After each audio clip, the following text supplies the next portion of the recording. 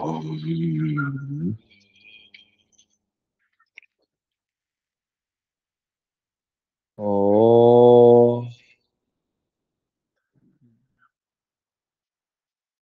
योगे योगे तवस्तरम् अजे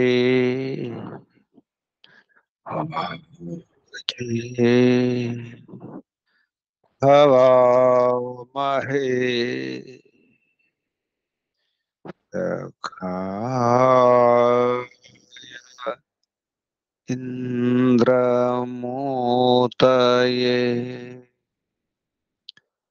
सखाय इन्द्रमोतये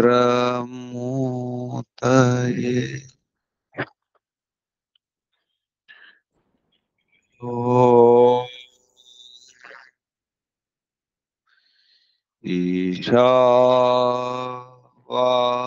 ईशावास्यमिदं सर्वं यत्किञ्च जगत्यां जगत्तेन त्यक्तेन भुञ्जीथा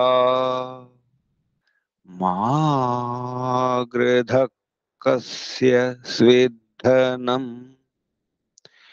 ते त्यक्तेन भुञ्जीथा मा गृधक्कस्य स्विद्धनं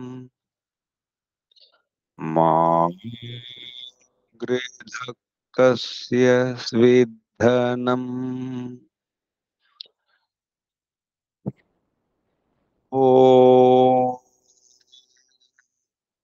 वायुरनिलममृतमथेदम् भस्मान्तं शरीरम्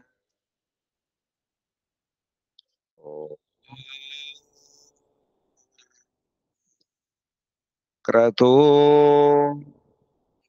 स्मर क्लिबे स्मर कृतं स्मर ॐ क्रतो स्मर क्लिबे स्मर कृतं स्मर ॐ हिरण्मयेन पात्रेण सत्यस्य पिहितं मुखम् यो सावादित्ये पुरुषः सो सावहम् ॐ खं ब्रह्म ॐ खं ब्रह्म ॐ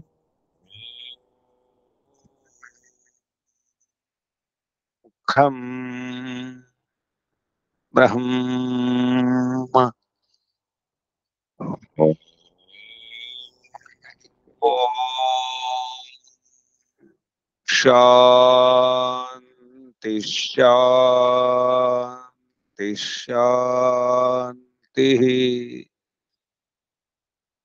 ॐ परमपिता परमात्मा ॐ ॐ रक्षका ॐ सर्वरक्षका ॐ सदा रक्षका सर्वदा रक्षका ॐ सत्य नित्य रक्षका सर्वत्र रक्षका ओम सर्वधा रक्षका सर्वथा रक्षका शाश्वत रक्षका परम रक्षका ओम जगद रक्षका विश्व रक्षका ओम शाश्वत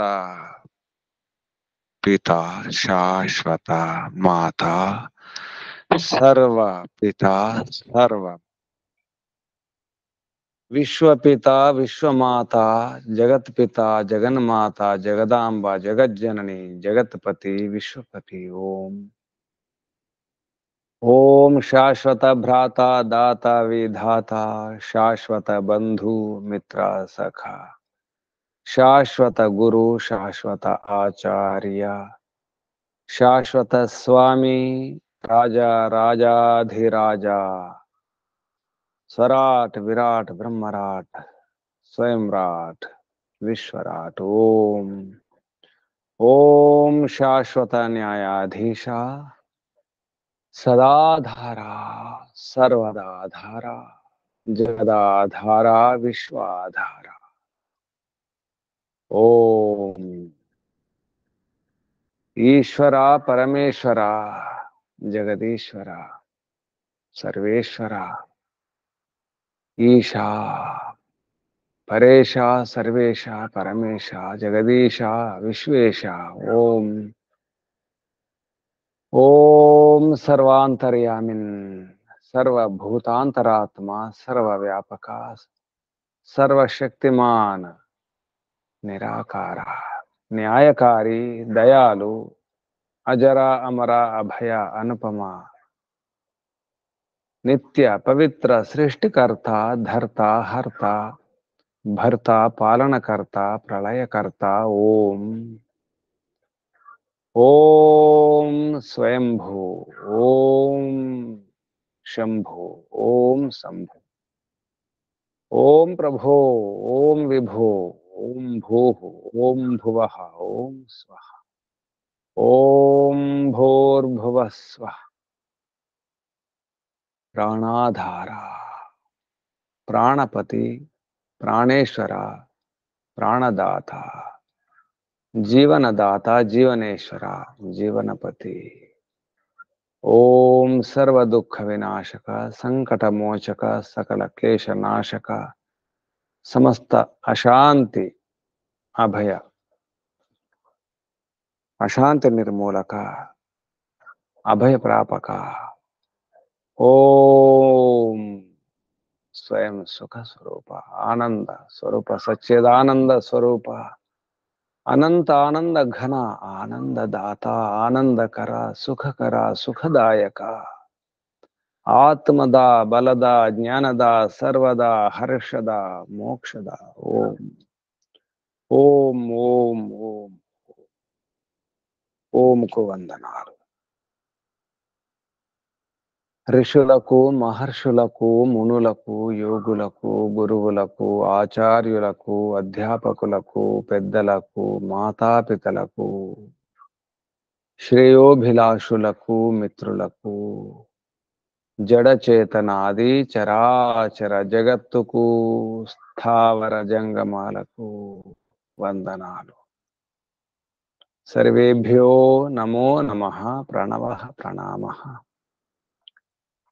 ఆత్మ బంధువులారా శాశ్వత బంధువులారా బ్రహ్మ బంధువులారా ధర్మ బంధువులారా విశ్వ బంధువులారా ఆత్మీయ బాంధవులారా మిత్రులారా అత్యంత దుఃఖ నివృత్తి అభిలాషులారా అత్యంత పూర్ణ పురుషార్థులారా మోక్షాకాంక్షులారా ముముక్షువులారా విశ్వాత్మ బ్రహ్మాత్మ పరమాత్మ శాశ్వతాత్మ సర్వాత్మ దర్శన అభిలాషులారా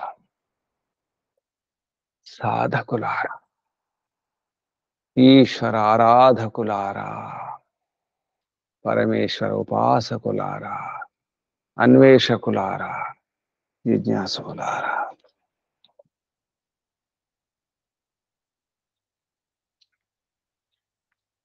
ఓడిపోతున్నాం అసురులకు ఓడిపోతున్నాం రాక్షసులకు భయపడి దేవతలు పారిపోవాల్సి వస్తుంది. తమను తాము రక్షించుకోవాల్సి వస్తుంది. ఎలా రక్షించుకోవాలో అర్థం కావడం లేదు. ప్రపంచంలో చెడ్డవారిని చూసి మంచివారు భయపడాల్సి వస్తుంది, పారిపోవాల్సి వస్తుంది.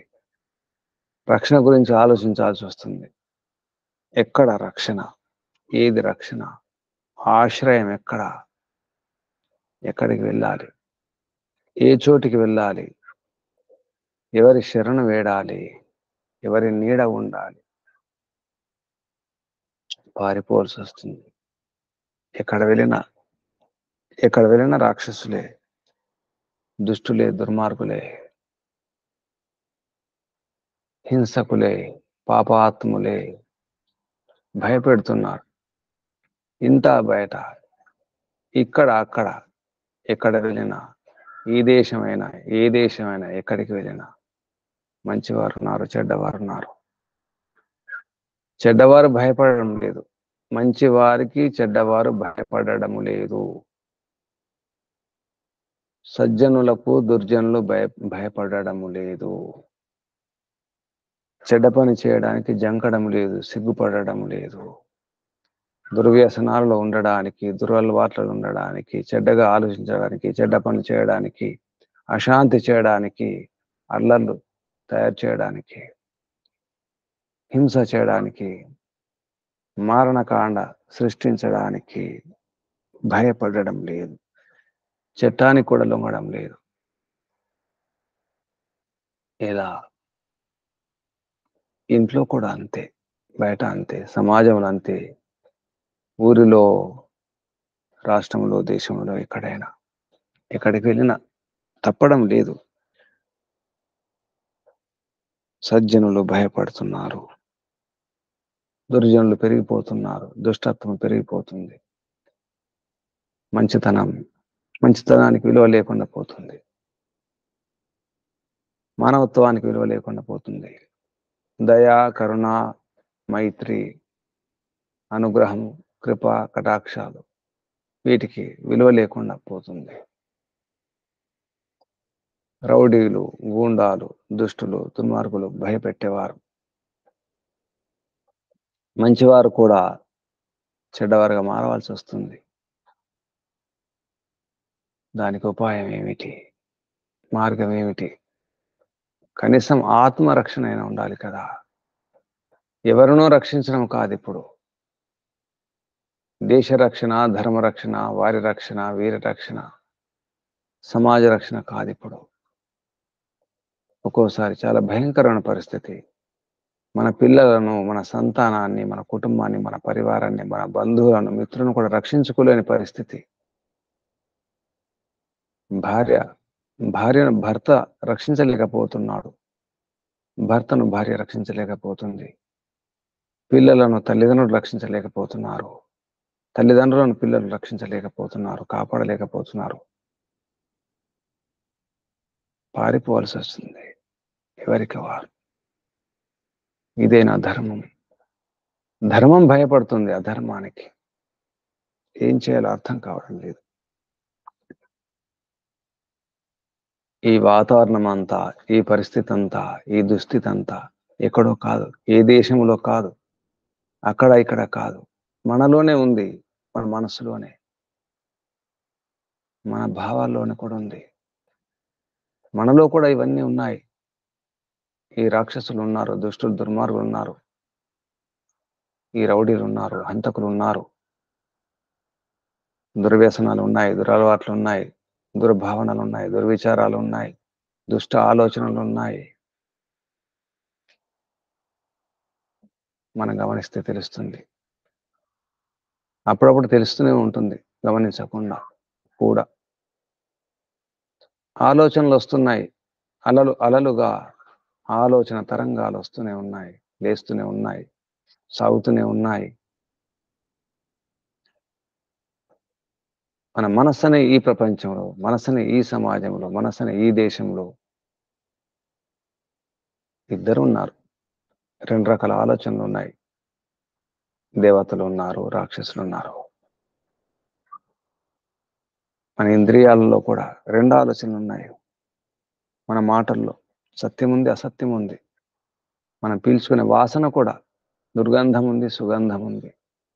మన చూపులో కూడా మంచి చూపు ఉంది, చెడు చూపు ఉంది. మన స్పర్శలో, మన మాటలో సత్యం, అసత్యము అన్నీ ఉన్నాయి. ఎలా రక్షించుకోవాలి? దేవతలకు, అసురులకు నిరంతర యుద్ధం సాగుతున్నది. అనాది కాలం నుంచి దేవాసుర సంగ్రామం. దేవతలు మంచి ఆలోచన ఉన్నటువంటి ఇంద్రియాలని దేవతలు అన్నారు. ఋషులు కూడా అన్నారు. సప్త ఋషులు ఎక్కడో కాదు, ఇక్కడే. 2 ముక్కు రంధ్రాలు, 2 కళ్ళు, 2 చెవులు, 1 నోరు. ఇవి 7 సప్త ఋషులు. మంచి ఆలోచనలు ఉంచుకోవడమే. మంచి ఆలోచనలే దేవతలు. మంచి ఆలోచన ఉన్నటువంటి ఇంద్రియాలే దేవతలు. చెడు ఆలోచనలు, చెడు విచారాలు ఉన్నటువంటి ఇంద్రియాలే రాక్షసుడు. అంతా ఇక్కడే. ఈ పిండంలోనే బ్రహ్మాండం అంతా. బయట ఉన్నదంతా మనలోనే ఉంది. ఇక్కడే ఉంది, అంతా ఇక్కడే. ఎక్కడో కాదు. దేవాసుర సంగ్రామం. దేవతలు భయపడి పారిపోతున్నారు. ఈశ్వరుని ఉపాసన చేస్తున్నారు, భక్తి చేస్తున్నారు. అక్కడ కూడా వెన్నాడుతున్నారు, వేటాడుతున్నారు రాక్షసులు. తరుముతున్నారు అక్కడ కూడా, భక్తిలో కూడా. ఏదో జపం చేద్దామంటే మనసు స్థిరం కావడం లేదు. దేవాసురః వై యత్ర సంయేతిరే ఉభయే ప్రాజాపత్యః. ప్రజాపతికి సంతానం, ప్రజాపతి సంతానం దేవాసురులు. పరస్పర యుద్ధం చేసుకోవడానికి ప్రయత్నం చేస్తూనే ఉన్నారు అనంతకాలం నుంచి. అసురులను జయించాలని, రాక్షసులను ఓడించాలని దేవతలు ప్రయత్నం చేస్తూనే ఉన్నారు. ప్రయత్నం చేస్తూ ఈశ్వరుని యొక్క ఆశ్రయాన్ని ఆశిస్తున్నారు. ఈశ్వరోపాసన చేయడానికి ప్రయత్నం చేస్తున్నారు. అయినా రాక్షసులు వెంటబడుతున్నారు. అసురులు, అసుషు అంటే ప్రాణములు, ప్రాణముల యందు. అసుషు సప్తమి భక్తి బహువచనం. ప్రాణాల యందు. రమంతే ఆనందించేవారు, ప్రాణముల యందు రమించేవారు, ఆనందించేవారు అసురులు. ప్రాణములంటే ఇంద్రియాలు. ఇక్కడ ఇంద్రియ ప్రవృత్తులు, ఇంద్రియ సుఖాల్లో ఉండేవారు. తినడం, తాగడం, ఎరడం, దూకడం, అటువంటి వారే అసురులు. అసుర ప్రవృత్తి. ఈ దేవాసుర సంగ్రామం అనేది ఒక కల్పన, మన మనసులో ఉన్నటువంటి ఆలోచనల కథనం అది.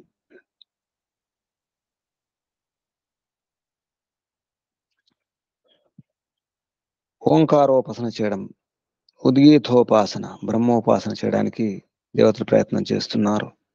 ప్రయత్నం చేస్తూ ముందుగా నాసిక, ముక్కులో ఉన్నటువంటి ప్రాణవాయువును ఆధారం చేసుకుని ఉద్గీతోపాసన చేయడం ప్రారంభించినారు దేవతలు. అసురులు, దుష్ట ఇంద్రియ ప్రవృత్తులు ఉన్నవారు పాపభావనతో అక్కడ కూడా పాపాన్ని అంటగట్టడం జరిగింది. ముక్కు ద్వారా ప్రయత్నం చేసినారు. అందులో సుగంధం, దుర్గంధం.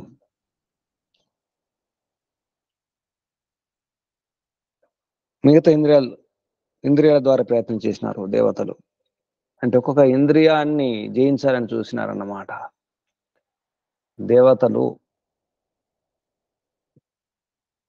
దైవీ భావనలు, దైవీ ఆలోచనలతో నిజానికి ఇక్కడ ప్రయత్నం చేసేది ఆత్మయే, జీవాత్మే ప్రయత్నం చేస్తుంది. అంటే మనమే ప్రయత్నం చేస్తుంటాం,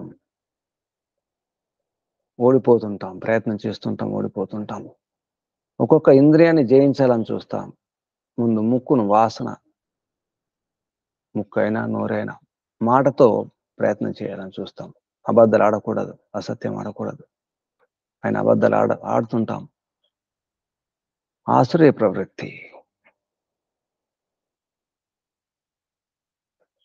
మంచిగానే చూడాలనుకుంటాం, మంచినే చూడాలనుకుంటాం. మంచిని అనుకుంటే అంత మంచి జరగట్లేదు బయట. మనం కూడా మంచిగానే చూడడం లేదు. కుదృష్టి కూడా ఉంది. చెడ్డ చూపుతో దుష్ట చూపు కూడా ఉంది. మన చూపులో కూడా వంకర టింకరలు ఉన్నాయి. మన స్పర్శలో దుష్ట స్పర్శ కూడా ఉంది. ప్రేమతో స్పర్శిస్తాం, కామంతో స్పర్శిస్తాం, రకరకాలుగా స్పర్శిస్తాం. స్పర్శలో కూడా కాలుష్యం ఉంది. స్పర్శ కాలుష్యం, రూప కాలుష్యం, గంధ కాలుష్యం, రస కాలుష్యం, రుచి కాలుష్యం. మంచి వస్తువు తినాలనుకుంటాం, చెత్త కూడా తింటాం. ఈ విధంగా ఒక్కొక్క ఇంద్రియాన్ని జయించాలని చూస్తున్నాం. అయినా లాభం లేదు. మనసును పట్టుకొని ప్రయత్నం చేయాలని చూస్తున్నాం. మనసులో కూడా మంచి ఆలోచన, చెడ్డ ఆలోచన, సంకల్పాలు, వికల్పాలు వస్తుంటాయి. పగ్గం ఏమిటి? బంధించే పగ్గం కావాలి, కళ్ళెం కావాలి. ఈ గుర్రాలను అదుపులో ఉంచే కళ్ళెం అవసరం. ఆ కళ్ళెం ఏమిటో చెప్పడం జరిగింది ఛాందోగ్య ఉపనిషత్తులో. ఛాందోగ్య ఉపనిషత్తు ప్రథమ ప్రపాఠకము, ప్రథమ ఖండములో ఓమితి ఏతద్ అక్షరముద్గీత. ఓం అనే అక్షరాన్ని, అక్షరము కానిది, నాశనము లేనిది ఎవరు? పరంపిత పరమాత్మ. అవినాశి అక్షరుడు పరంపిత పరమాత్మ. ఓం ఇది ఏతద్ అక్షరం. ఓం అని ఏతది, ఇది ఏతుందో ఓం అవతీతి ఓం, అవరక్షణే ధాతువుతో ఓం అనే శబ్దం నిష్పన్నమవుతుంది. సర్వరక్షకుడని అర్థం. సర్వరక్షకమైనటువంటి బ్రహ్మను, పరబ్రహ్మనే ఉపాసించాలి.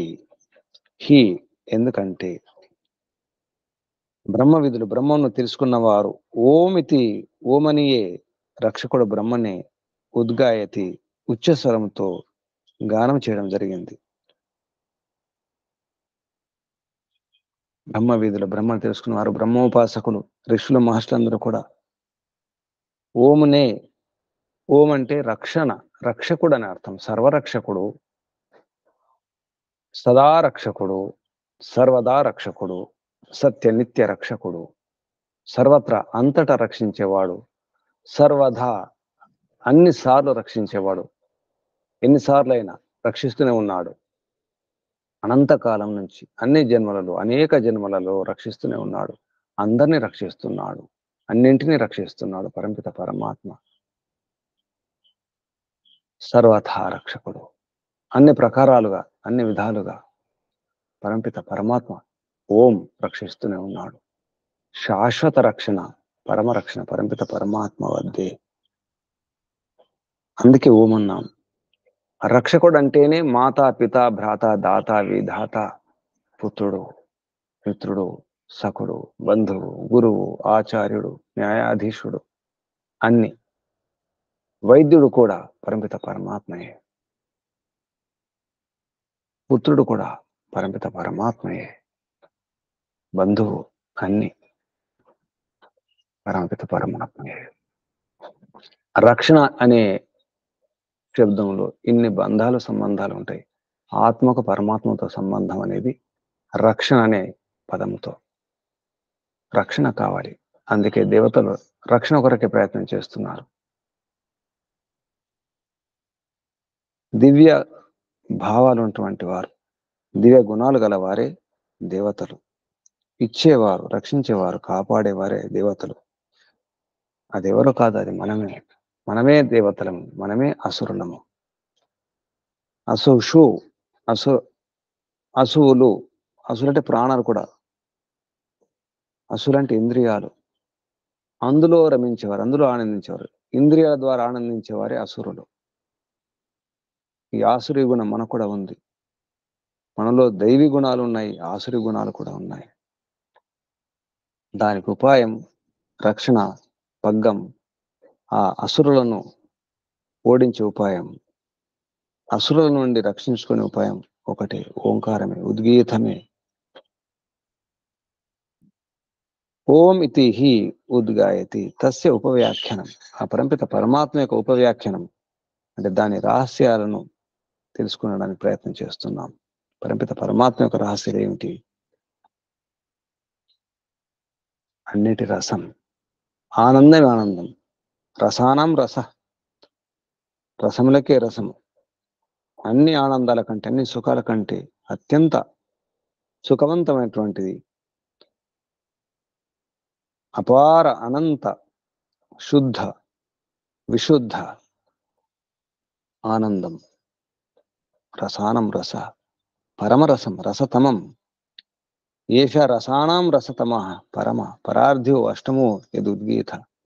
ఉద్గీతం గురించి ఉపవ్యాఖ్యానం చేయడం జరిగింది, వర్ణించడం జరిగింది. ఇందులో ప్రథమ ప్రపాఠకంలో ఛాందోగ్యోపనిషత్ దేవాసుర సంగ్రామం గురించి రెండవ ఖండంలో చెప్పడం జరిగింది.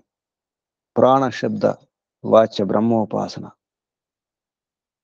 ఎక్కడికి వెళ్ళినా అసురులు ఉన్నారు, మంచి చెడు ఉంది. అది ముక్కు ద్వారా అయినా, వాక్కు ద్వారా అయినా, త్వక్కు ద్వారా అయినా, అంటే చర్మం ద్వారా, స్పర్శ ద్వారా అయినా, ఏ రకంగా ప్రయత్నం చేసినా ఓడిపోవాల్సి వస్తుంది. దేవతలు ఓడిపోతున్నారు, అసురులు చెడగొడుతున్నారు. విందామంటే కూడా అందులో చెవి ద్వారా అక్కడ కూడా మంచి చెడు ఉంది, చెడగొడుతున్నారు. ఎక్కడైనా చెడగొడుతూనే ఉంటారు. పాపయుక్తం చేస్తున్నారు, పాపం నంటిస్తున్నారు, పాపను కల్పిస్తున్నారు. మనసు ద్వారా ప్రయత్నం చేద్దామంటే అక్కడ కూడా సంకల్ప వికల్పాలు, దుస్సంకల్పాలు, సుసంకల్పాలు అక్కడ కూడా ఉన్నాయి. ఎలా మరి? కాబట్టి ప్రాణముతోనే, ముఖ్య ప్రాణంతో, ముఖ్య ప్రాణం అంటే ఈశ్వరుడు, ముఖ్య ప్రాణం అంటే ఆత్మ, ముఖ్య ప్రాణం అంటే మన శరీరంలో ఆత్మ వెంట ఉండే ముఖ్య ప్రాణం, ప్రధాన ప్రాణం. దాన్ని పట్టుకుంటే అన్ని ఆగిపోతున్నాయి. ఇక రాక్షసులు, అసురులు ఓడిపోతున్నారు. ముఖ్య ప్రాణ శబ్దం జీవునకు, తర్వాత బ్రహ్మకు సంబంధం. అంటే జీవుని గురించి, పరమాత్మ గురించి తెలుసుకోవడం అవసరం. ముఖ్య ప్రాణం గురించి ప్రాణోపాసన చేస్తేనే అసురులు ఓడిపోతున్నారు. కాబట్టి ప్రాణోపాసన. అందుకే ముందు ప్రాణంతో ప్రారంభించాలి, ప్రాణాయామంతో ప్రాణాలను గమనించాలి. అందుకే కొందరు శ్వాసతో ధ్యాస అంటారు, శ్వాసపై ధ్యాసే ధ్యానం అంటారు. అది పట్టుకోవడానికి ప్రారంభంలో పనికొచ్చే ఉపాయం, కానీ వాస్తవానికి కాదు. ఈశ్వరోపాసనకు శ్వాసతో ప్రయత్నం చేయొచ్చు, కానీ శ్వాస ఉపాసనయే ఈశ్వరోపాసన కాదు.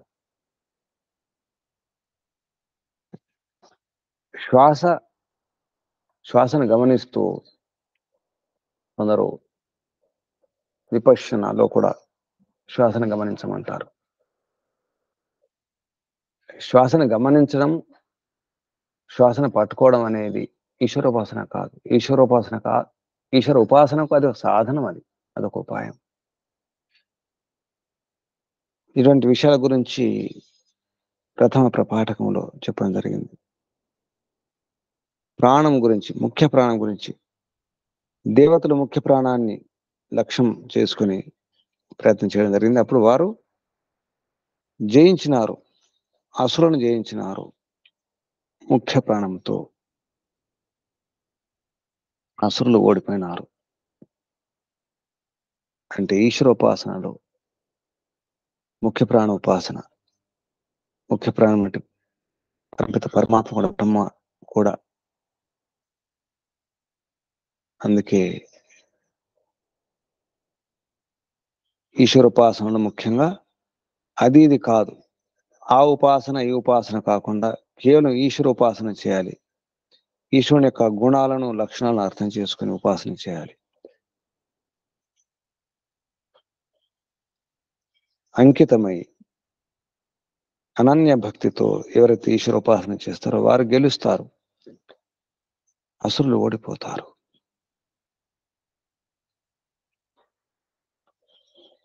ఇందులో ఈ ప్రథమ ప్రపాఠకంలో చాలా విషయాలు చెప్పడం జరిగింది. ఎలా ఈశ్వరోపాసన చేయాలి, అధిదైవత పద్ధతిలో కూడా సూర్యుని యొక్క ప్రకాశం, ఆకాశం అన్నిటికీ అవకాశం కల్పించేది ఆకాశం. ఆకాశమే నిజానికి పరంపిత పరమాత్మ. ఆకాశాన్ని మించినటువంటి పరంపిత పరమాత్మ. ఆకాశోపాసన, దానికి అన్నం ముఖ్యము. ఎటువంటి అన్నం తీసుకోవాలి? ఈశ్వరోపాసనకు సహకరించి అన్నం తీసుకోవాలి. అన్నం లేకుండా మనం దేన్ని సాధించలేము. కాబట్టి అన్నోపాసన కూడా అవసరం. అన్నం యొక్క విలువ ఏమిటో కూడా చెప్పడం జరిగింది ప్రథమ ప్రపాఠకంలో. ఉషస్థి చాక్రాయనుడు, చక్రుని యొక్క సంతానం, చక్రుని యొక్క వంశం వాడు. ఉషస్థి ఒక ఋషి.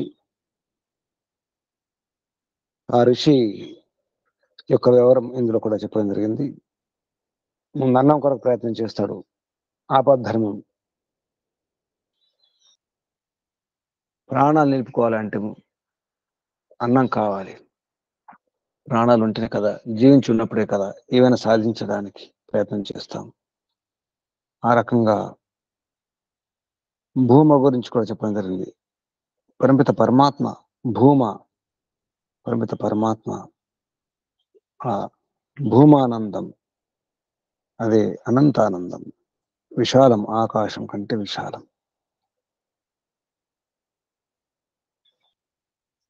భూమి అంటే పరంపిత పరమాత్మయే. ఈ ప్రకృతిని గమనించి, నక్షత్రాలను, సూర్యుని, చంద్రుని గమనించి కూడా పరంపిత పరమాత్మను అర్థం చేసుకోవచ్చు. ఆ క్రమంలో సామ అంటే ఏమిటో చెప్పడం జరిగింది. ఏది సా, ఏది మా.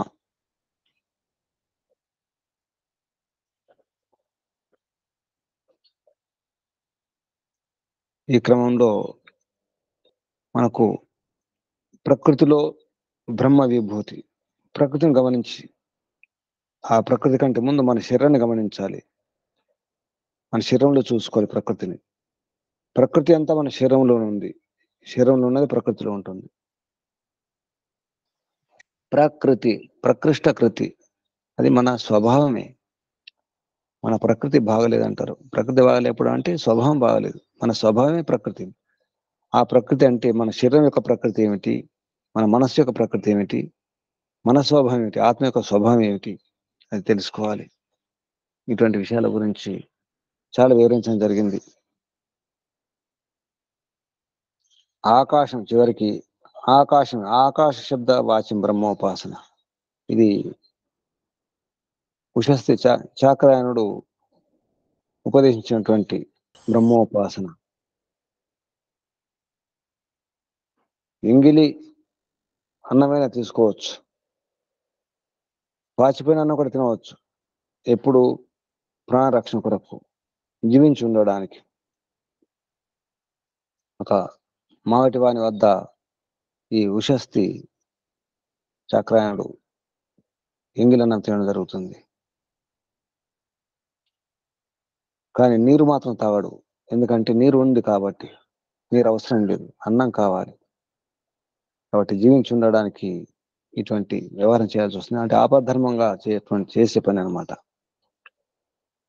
ధర్మరక్షణలో భాగంగా మన ప్రాణాలు కాపాడుకోవడం అవసరం ఉంటుంది. అప్పుడు ఎంగిలి తిన్నామా, వాచిపోయిన తిన్నామా కాదు, శరీరాన్ని నిలుపుకోవడానికి.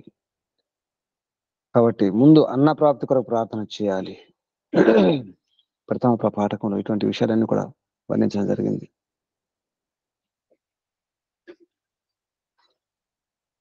అక్షరాల గురించి ఆదిత్యుడే ఉకారం అని, ఉకారం, ఏకారం, ఇటువంటి అక్షరాల గురించి కూడా అక్షరం మహిమ, అక్షర మహిమ గురించి కూడా వర్ణించడం జరిగింది ఇందులో. ఈ విధంగా హాకారం, ఇకారం, ఇహకారం, ఈకారం, ఊకారం, ఏకారం, హింకారం, స్వరము, యాకారం, వాక్, హుంకారం ఇటువంటి 13 స్తోమముల గురించి చెప్పడం జరిగింది. పరిమిత పరమాత్మను వర్ణించేటువంటి పదాలు సామగానంలో. తర్వాత రెండవ ప్రపాఠకంలో సమస్త సామోపాసనలు, వేదవిహిత గానమంతా నిజానికి సామ, వేదవిహిత గానమే సామం నిజానికి. దానికి సామవేదం ప్రసిద్ధం నిజానికి. గాయత్ర సామ, రథంతర సామ, వామదేవ్య సామ, బృహత్ సామ, వైరూప సామ, వైరాజ సామ, శక్వరి సామ, రేవతి సామ, యజ్ఞ సామ, రాజన సామ, ఇవన్నీ కూడా సామగానంలో భేదాల గురించి చెప్పడం జరిగింది. అదే కాకుండా ఓంకారం చేసేటప్పుడు విధాలు, పంచవిధ సామోపాసన, సప్తవిధ సామోపాసన, హింకారము, ప్రస్తావము, ఉద్గీతము, ప్రతిహారము, నిధనం అనే 5 స్థాయిలు ఉంటాయి. ఇది పంచవిధ సామోపాసన. సామగానానికి ఉపయోగపడే విధానం అన్నమాట. ఆది తర్వాత ఉపద్రవం ఈ రెండు కల్పిస్తే సప్తవిధ సామోపాసన అవుతుంది. పాంచ విభక్తికం, సాప్త విభక్తికం అంటే విభజించి ఓంకారాన్ని విభజించడం జరుగుతుంది. ఉద్గీతోపాసన చేసే విధానం గురించి, ఓంకారం చేసే విధానం గురించి కూడా రహస్యాన్ని ఇందులో చెప్పడం జరిగింది. దానికి లోకాల్లోనే ఇవన్నీ ఉన్నాయి. పృథ్వీయాది లోకాలలో లోకేషు పంచవిధం సామోపాసన, లోక విషయకంలో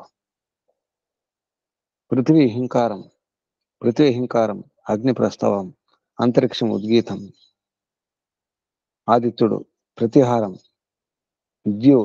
ద్యులోకం నిధనం. దానికి వ్యతిరేకం కూడా మళ్ళీ పైనుంచి కింద కూడా చెప్పడం జరిగింది. లోక విషయంలో, వర్ష విషయంలో కూడా పంచవిధ సామోపాసన, జల విషయంలో పంచవిధ సామోపాసన, ఋతు విషయంలో ఏ ఋతులో ఏ ఉపాసన. ఈ ఓంకారం చేసేటప్పుడు వసంతం హింకారం, గ్రీష్మం ప్రస్తావము, వర్ష ఋతు ఉద్గీతం, శరదృతు ప్రతిహారం, హేమంత నిధనం. వర్ష ఋతు ఉద్గీతం చేయండి అన్నారు. అదే గ్రీష్మ ఋతువు అయితే ప్రస్తావం చేయాలి. వసంత ఋతువులో హింకారం చేయాలి. హింకారం అంటే గొంతు సవరించుకోవడం, మేకలాగా. ప్రస్తావం గొర్రెలాగా, ఉద్గీతం గోవులాగా, శరదృతు ప్రతిహారం గుర్రంలాగా, హేమంత నిధనం పురుషునిలాగా అంటే ఆగిపోవడం. చివరికి తక్కువ స్వరంతో హేమంతంలో శిశిరంలో, శిశిరం హేమంతం 2 ఋతువుల యొక్క వాతావరణం ఒకటి కాబట్టి ఇక్కడ ఋతువులు 5 మాత్రం తీసుకున్నారు. హేమంతం శిశిరం ఒకటి కాబట్టి. ఈ విధంగా ఏ ఋతువులో మన ఓంకారం ఎలా ఉండాలి. అది వసంతం అయితే హింకారం చేయాలి, గొంతు సవరించుకున్నట్టుగా మేకలాగా, మేకపోతు అరుపులాగా. అదే గ్రీష్మ ఋతువు అయితే గొర్రెలాగా, వర్ష ఋతువు అయితే ఇప్పుడు ఉద్గీతం చేయాలి, గోవులాగా అంబా అని పైకి ఉచ్చస్వరంతో లేదా ఆరోహణ పైకి స్వరం పైకి ఎత్తాలన్నమాట. అదే శరదృతే తగ్గించాలి, గుర్రం సకిలింపులాగా. ఇలా ఏ ఋతువులో ఓంకారం ఎందుకు చేయాలి, దానికి సంబంధించినటువంటి లాభాలు కూడా ఉన్నాయి, ఫలితాలు కూడా ఉన్నాయి. పశు విషయక అంటే ఇప్పుడు మనం హింకారం, ప్రస్తావం, ఉద్గీతం, ప్రతిహారం, నిధనం అంటున్నాం. ఒక పశువుకు జోడించడం జరిగింది. పశుషు పంచవిధం సామోపాసీత అజాహ హింకార అవయ ప్రస్తావో గావ ఉద్గీతు అశ్వ ప్రతిహార పురుషో నిధనం అని స్పష్టం చేయడం జరిగింది. అజా మేకల్లాగా, మేకపోతుల్లాగా, హింకారం అవయ, అవి అంటే గొర్రె, అవయ అంటే గొర్రెలు, గొర్రెల్లాగా ప్రస్తావన చేయాలి. గావ ఆవుల్లాగా, ఆవుల అరుపులాగా. ఉద్గీతం అశ్వాహ గుర్రాల్లాగా, గుర్రాలు సకిలింపులాగా ప్రతిహారం, పురుషునిలాగా నిధనం. ఇది భవంతి అహస్య పశువ పశుమాన్ భవతి అంటే దీనివల్ల మనకి ఏమి లభిస్తుంది. లాభం కూడా చెప్పడం జరుగుతుంది, ఉపలబ్ధి ఏమిటో. అలాగే ప్రాణ విషయ పంచవేద సామోపాసన, ప్రాణాల్లో కూడా ఈ నాసికాది ఇంద్రియాల ప్రాణం ఆ రకం కూడా చెప్పడం జరుగుతుంది. ప్రాణమే హింకారం. వాక్కు అంటే ముక్కులో ఉన్నటువంటి ప్రాణం హింకారం, వాక్కులో ఉన్నటువంటి ప్రాణం ప్రస్తావం, నేత్రస్థానంలో ఉన్నటువంటి ప్రాణం ఉద్గీతమైతే, శ్రోత్రం చెవిలో ఉన్నటువంటి ప్రాణం ప్రతిహారం, మనసులో ఉన్నటువంటి అది నిధనం అవుతుంది. వాక్ విషయక సప్తవిధ సామోపాసన, సప్తవిధ సామోపాసన కూడా చెప్పడం జరిగింది ఇందులో. ఆ విధంగా ద్వితీయ ప్రపాఠకంలో ఆదిత్య విషయక సప్తవిధ సామోపాసన, సూర్యుని విషయంలో, సూర్యకిరణాల్లో, సూర్యకిరణాలు కూడా గోవులు అంటారు.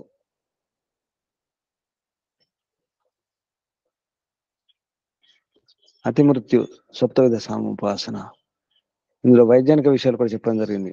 ఆ క్రమంలో గాయత్ర సామోపాసనని మిగతా చాలా విషయాలు చెప్పడం జరిగింది. ద్వితీయ ప్రపాఠకంలో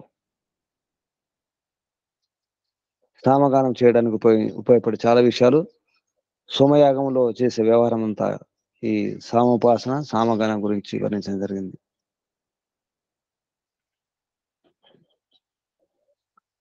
త్రివిధ ధర్మస్కందముల గురించి కూడా వర్ణించడం జరిగింది, ఉపదేశించడం జరిగింది. ఈ విధంగా ద్వితీయ ప్రపాఠకంలో మనం ఎంత కూడా అధ్యయనం చేసినాం. ఒకసారి హిమావలోకనం చేసుకుంటాం, తిరిగి చూసుకుంటున్నాం. ఒకసారి తిరిగి వెనక్కి వెళ్తే మనం ఏం చదువుకున్నాం, ఏం అర్థం చేసుకున్నాం అనేది అవసరం ఉంటుంది. ఈ రకంగా ఈ ప్రథమ ద్వితీయ ప్రపాఠకం గురించి కొంత సింహావలోకనం నెమరు వేసుకున్నాం, చూసుకున్నాం. తర్వాత మూడవ ప్రపాఠకం ఈ తూర్పు దిశలో పరమాత్మ యొక్క వ్యాపకత గురించి, అలాగే దక్షిణ దిశ గురించి, దక్షిణ దిశలో, పశ్చిమ దిశలో, ఉత్తర దిశలో, ఊర్ధ్వ దిశలో ఏ దిశలో పరమాత్మ ఉన్నటువంటి విషయం, తర్వాత వసుల గురించి, రుద్రుల గురించి, ఆదిత్యుల గురించి, మరుతుల గురించి చాలా విషయాలు ఉన్నాయి. ఈ మూడవ ప్రపాఠకము రేపు పరిచయం, అంటే రేపు ఒకసారి నెమరు వేసుకుందాం. 3-4 ప్రపాఠకాలు. ఈ విధంగా శనివారం వరకు ఈ ఛాందోగ్య ఉపనిషత్తు నెమరు వేసుకోవడం జరుగుతుంది. మీరు కూడా చూస్తుండండి. అందులో ఏమైనా సందేహాలు వస్తే అడిగే ప్రయత్నం చేయండి. మొన్న నుంచి చెబుతున్నాను, సందేహాలు రావడానికి ప్రయత్నం చేయండి. కొంచెం ఏకాగ్రం చేస్తే సందేహం కలుగుతుంది, తెలుసుకోవడానికి ప్రయత్నం చేయండి. ఎందుకంటే మళ్ళీ రాదు ఈ సమయం. ఇది బ్రహ్మ విద్య, యోగ విద్య, రహస్య విద్య, ఆత్మకు అవసరమైన విద్య. నిజానికి భోజనం అవసరం ఆత్మకు. ఆ భోజనం బయట భోజనం కాదు. మనసుకు భోజనం దొరుకుతుంది, ఇంద్రియాలకు భోజనం దొరుకుతుంది, శరీరానికి దొరుకుతున్నాయి, అన్ని రకాల భోజనాలు దొరుకుతున్నాయి, అవసరాలు తీరుతున్నాయి. కానీ ఆత్మ యొక్క, జీవాత్మ యొక్క, అంటే మన యొక్క అవసరాలు తీరడం లేదు. మనం ఏం కోరుకుంటున్నామో, అంటే లోపల నుండి ఆత్మ ఏం కోరుకుంటుందో అది ఇవ్వడం లేదు. అదే ఇది ఆత్మ భోజనమే ఈ విద్య, ఈ వేద విద్య, ఈ దర్శన విద్య, ఈ ఉపనిషత్తు విద్య. దీన్ని కాదంటే ఎలా? ఇదే అవసరం నిజానికి. అనుక్షణం, ప్రతిక్షణం, ప్రతిదినం కూడా, చివరి క్షణం కూడా, చివరి ఊపిరిలో కూడా మనకు ఉపయోగపడే విద్య ఇదే. ఈ ఆహారమే, ఇదే ఆశ్రయం నిజానికి. ఈ విద్య మరొకటి కాదు, మరొకటి రాదు. ఈ విషయంలో నిర్లక్ష్యం, అజాగ్రత్త పనికిరాదు, అశ్రద్ధ పనికిరాదు. ప్రయత్నం చేయండి. సందేహాలు అడిగే ప్రయత్నం చేయండి, ప్రశ్నలు అడిగే ప్రయత్నం చేయండి, తెలుసుకునే ప్రయత్నం చేయండి. ఇందులో ఒక ఉపాయం పాటించినా చాలు, ఎంతో మేలు జరుగుతుంది. ఆత్మ ఆనందిస్తుంది, సంతోషం ఉంటుంది. ఆత్మ సంతృప్తి కొరకు ప్రయత్నించాలి, ఇంద్రియాల సంతృప్తి కొరకు కాదు. ప్రయత్నం చేద్దాం, తెలుసుకునే ప్రయత్నం చేద్దాం, ఇంకా ప్రయత్నం చేద్దాం. ఎంతో తెలుసుకోవాల్సింది చాలా ఉంది, ఎంతో ఉంది. ప్రయత్నం చేస్తూనే ఉండాలి, ఆగకుండా. ప్రతి క్షణం, ప్రతిదినం, అనుక్షణం కూడా. నిజానికి ఏది రక్షించదు, ఏది కాదు. అంతటా అసురులు ఉన్నారు.